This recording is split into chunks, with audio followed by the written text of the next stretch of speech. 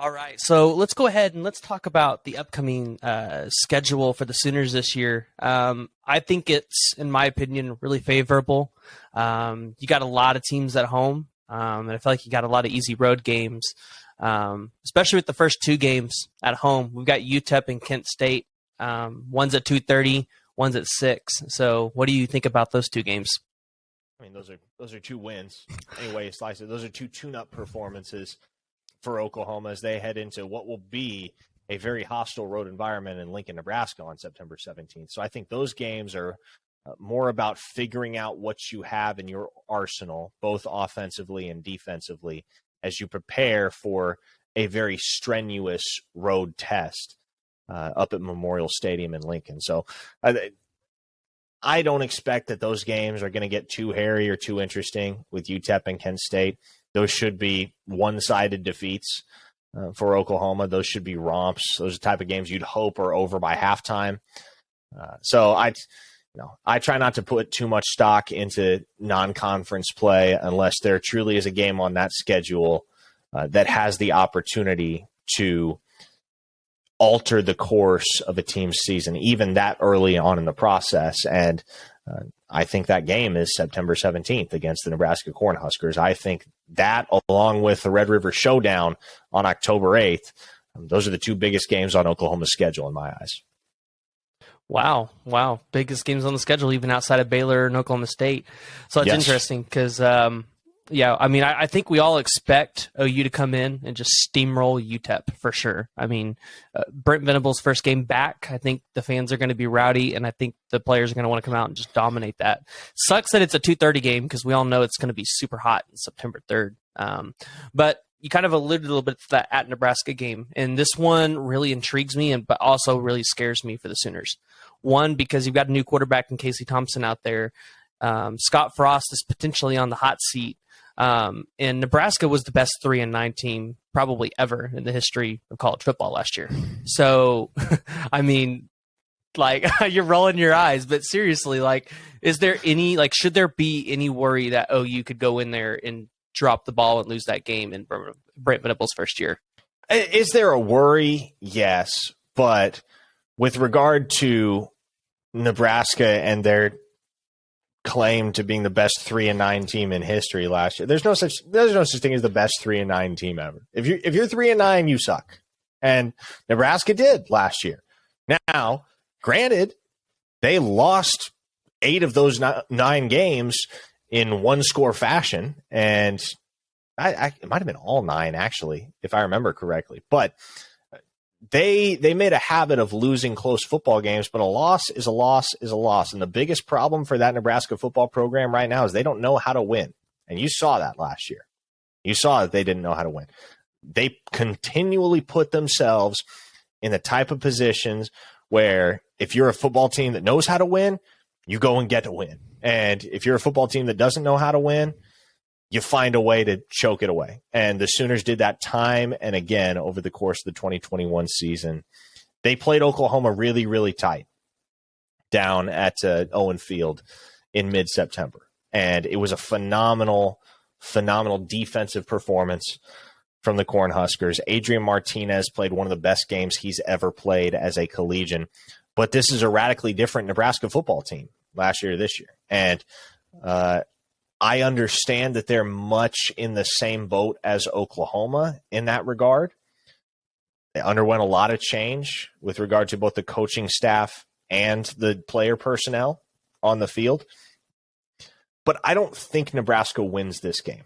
And the reason I don't think that's true is because, as a Nebraska native, as somebody that has watched that team for years and years and years, and has gotten the chance to follow them closely over Scott Frost's 4 years as head coach, I just don't think that team has the ability to cultivate a winning identity under Scott Frost. And I've said it from the get-go with him.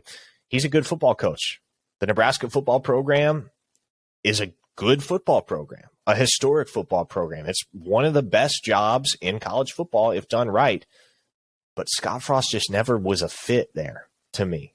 I never liked the fact that Nebraska seemingly handed the job to him when there were so many other capable candidates at their disposal that they should have at least given the time of day to. I was very much in the boat at the end of the 2020 season that they should have ran Scott Frost out of town and went and hired Marcus Freeman. Of course, he's now the head coach at Notre Dame, and I love Marcus Freeman. I think he's going to be immensely successful there. But Nebraska, man, I don't know if they can crack it under Scott Frost, because the buck always stops with the head coach, right? And for this Nebraska team, we're not just talking about the 2021 season when we say they don't know how to win. If you look at the entirety of Scott Frost's tenure as head coach at Nebraska, it has been excruciating loss after excruciating loss, agonizing defeat after agonizing defeat. There are teams that just find a way to win football games. I think about Baylor in 2019 as an outstanding example of that type of program with that type of identity. Baylor didn't overpower or overwhelm anybody that year, but they found a way to win football games, and that's the reason why they ended up playing in a New Year's Six Bowl and coming very, very close to knocking off Oklahoma for the Big 12 championship. Nebraska seems to just find a way to lose, man.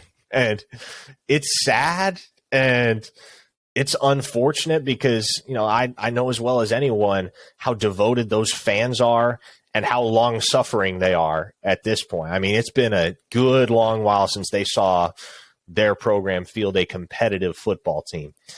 But I'm not convinced anything changes for Nebraska in 2022. And I think that program needs a facelift from the top down if they're going to be able to not only compete with a team like Oklahoma, but go and beat a team like Oklahoma, because there's a difference there, right? That Nebraska team could compete with OU last year, but I would argue that they were never going to win that football game. I don't feel as close as the scoreboard looked at the end of the game, 23-16 in favor of the Sooners. That always felt like a game that the Sooners had in hand from the get-go. And when that's the type of football that you're playing as a team, where you're going to be in games, but for whatever reason you just can't seem to finish, at a certain point, man, you need to institute some radical change. And the day of reckoning is coming for Nebraska. Until then, as much as I like Casey Thompson, as much as I like some of the additions that Nebraska, has made via the transfer portal, such as O'Shawn Mathis, the phenomenal edge rusher, and former TCU Horned Frog, I just don't see them winning that football game on September 17th. They need to go back and hire Bo Pelini again. Just bring him back. Give it another run. Hey, I was very much of the opinion that they never should have ran Pelini out of town, but I do understand that 8-9 wins a year doesn't really give you a whole lot of job security at a certain point when you're at a program like Nebraska that is accustomed to playing for and winning national championships. We're a quarter century removed from Nebraska's last title, and while that feels like a long time ago, the reality is it's only a drought that's 3 years longer than Oklahoma's right now. The difference is OU's winning, 10 to 12 games a season. That's the difference. Exactly. So, all right. Well, let's get in these next two games. And I think, so there's two games on the schedule that I think are trap games. And I think it's TCU and Iowa State. But so right here we have Kansas State at home, and then we have at TCU. Should there be any concern here for the Sooners having to play K-State at home, or should there be concern of having to go play TCU? K-State's going to be tough. I think K-State is the type of team that could play for a Big 12 championship in 2022. And I think they have the potential to win double-digit games. I'm very, very high on that program. They have a lot of talent. And it seems weird to be saying that about Kansas State, right? Because traditionally Kansas State is the team that wins games in spite of their ostensible lack of talent. But whether you're talking about Felix Anudike-Uzomah on the defensive side, Adrian Martinez, one of the best running backs in the entire country in Deuce Vaughn, outstanding wide receiver, an athletic specimen in Malik Knowles, there is so much talent on that Kansas State roster. There is so much talent. And I give the edge to Oklahoma because they're playing at home, and because I don't necessarily trust Adrian Martinez to keep the ball out of harm's way against a Brent Venables defense, because when you have a turnover-prone quarterback, that's one thing that Brent Venables is going to take full advantage of. But I don't think that win against Kansas State is going to come easy. To me, with TCU, the distinguishing factor and the thing that I'm watching the most is who is TCU's starting quarterback in 2022. Because if it's Max Duggan, I don't think they beat Oklahoma. I don't think they contend with Oklahoma.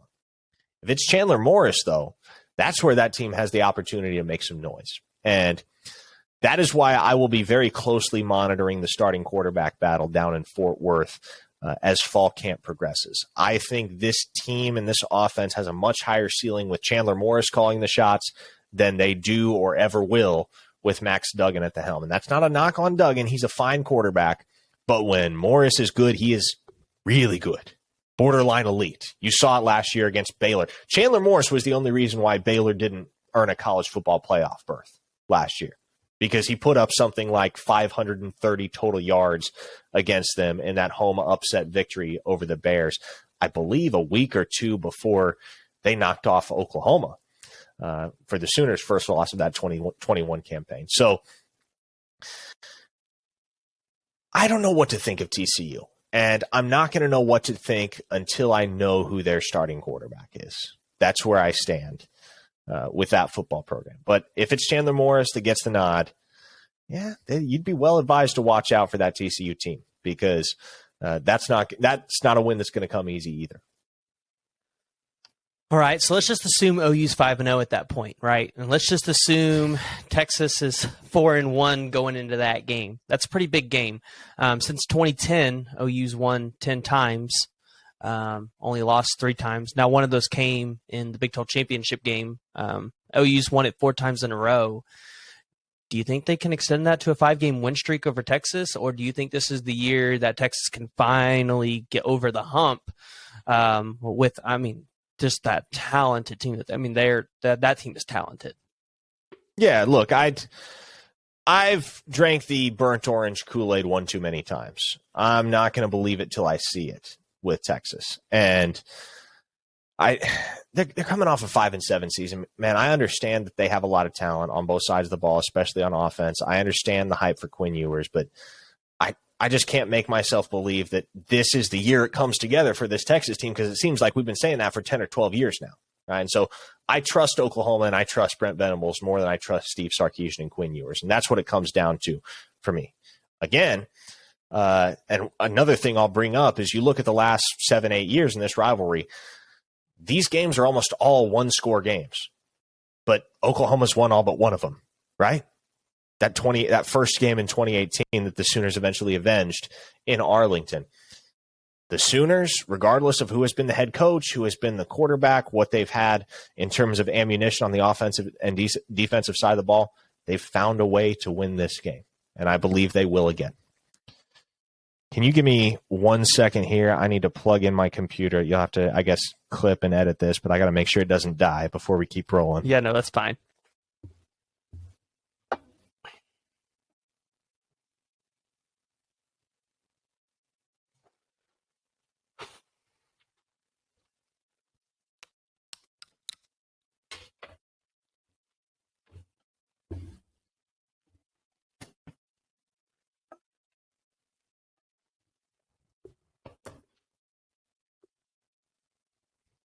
All right, we're good. All right, cool. All right, so next up on the schedule, we have the team that almost got us last year that I, for shadow of a doubt, do not believe was an accident. The Kansas Jayhawks.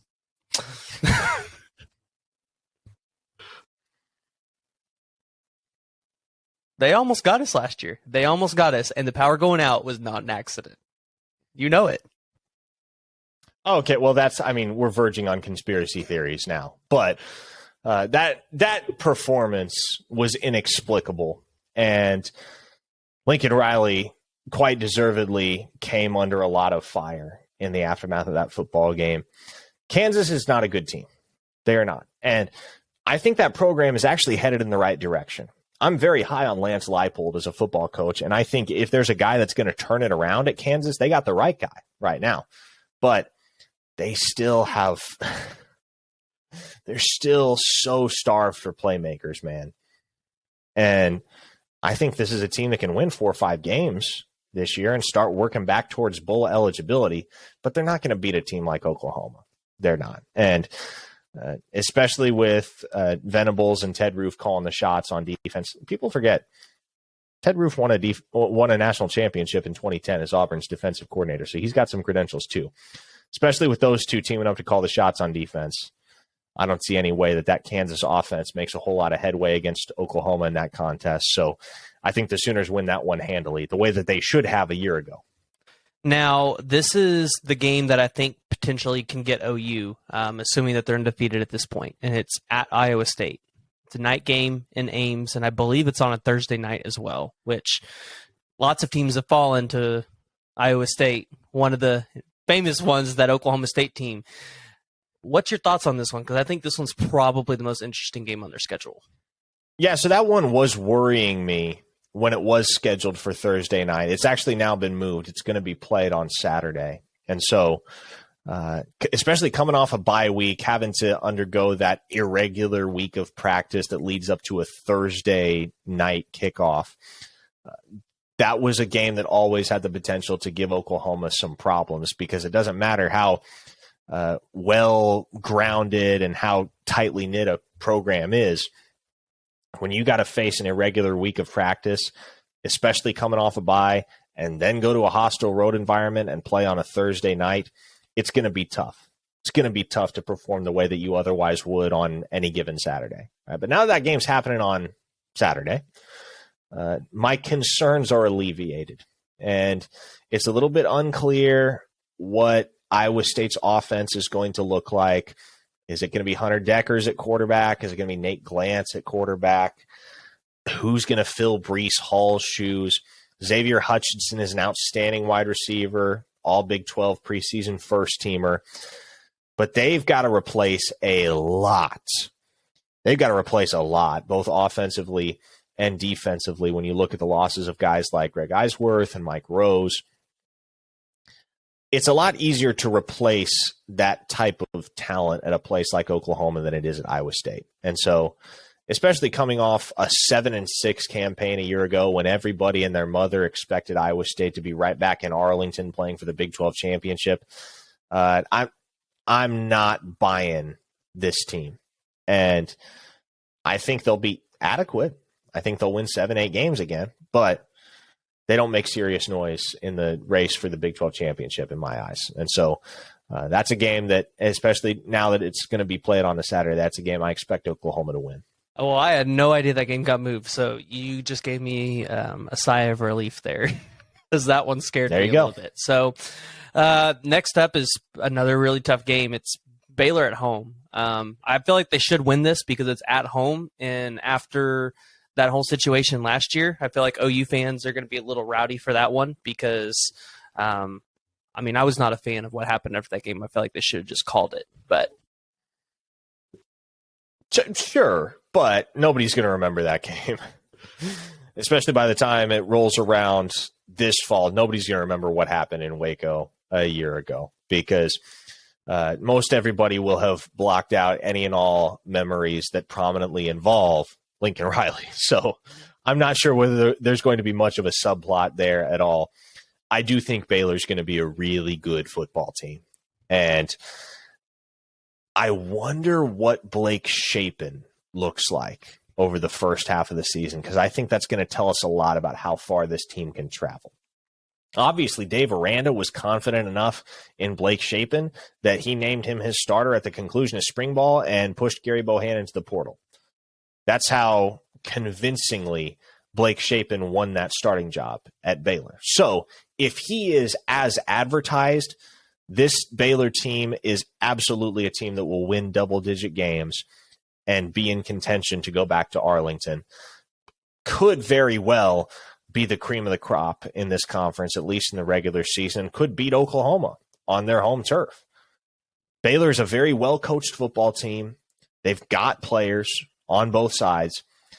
And if there's one defensive mind in the nation that can go toe-to-toe with Brent Venables, I think it's Dave Aranda. Dave Aranda by no means has a resume that is as extensive and as impressive as Brent Venables, but Dave Aranda can coach some defense, man. And so you also have to keep in mind the fact that Dave Aranda coached against Jeff Lebby in, what was it, the Peach Bowl? Was it the Sugar Bowl? It was the Fiesta Bowl.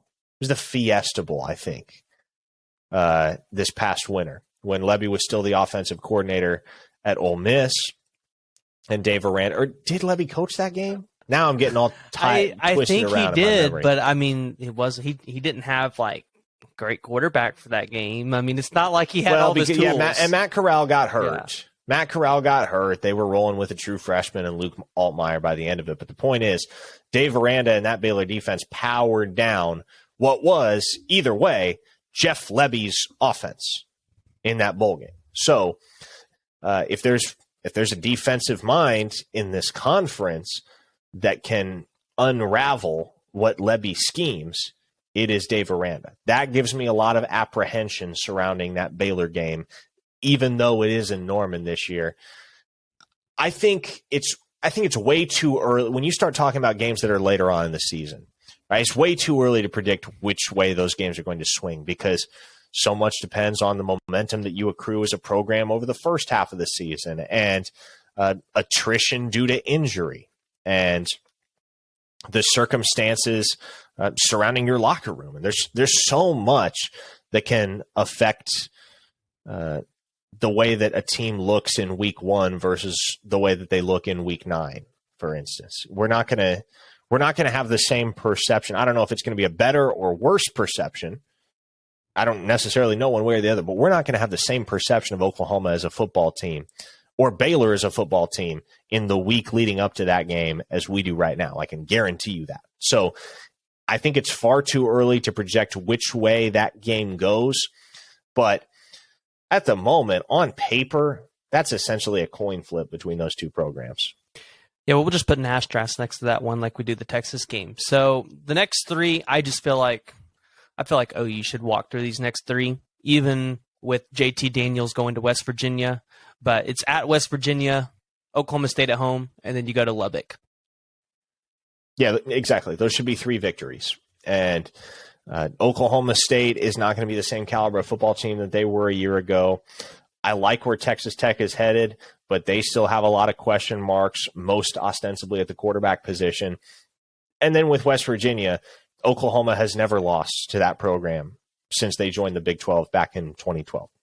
And maybe there's a blizzard in Morgantown that changes my feelings about the way that game goes down, but I can't imagine that offense going toe-to-toe with Lebby and Dylan Gabriel and the Sooners offense, because that West Virginia offense has been anemic the last couple of years, and I don't think JT Daniels is a quick fix. I don't. I think the issues are far more systemic than that. So I would expect that OU closes the season with 3 sure victories against West Virginia, Oklahoma State, and Texas Tech. I would be surprised if any of those games are closer than 2 scores.